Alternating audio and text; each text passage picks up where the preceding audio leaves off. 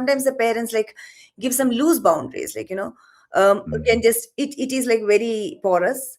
So what do you think? Like sometimes it's too strict and controlling, sometimes it's become too permissive. So what do you think in this type of extreme parenting, how does it affect the well-being of the child? Yeah, children don't want complete freedom. That's a very scary scenario for a child.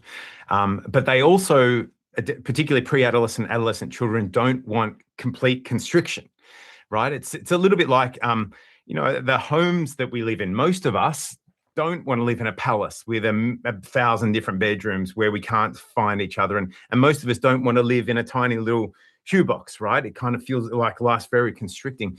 Same thing in our workplace, none of us want a job that has no kind of boundaries or restrictions around it. And none of us want a job where we're only allowed to do one thing. Humans have this desire to feel a sense of some level of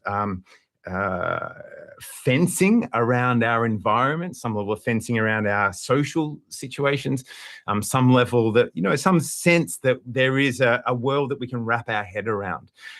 But we also seek some level of autonomy and independence. And it's such a foundational part of human motivation, is the capacity to successfully impact our world or to have agency on our world.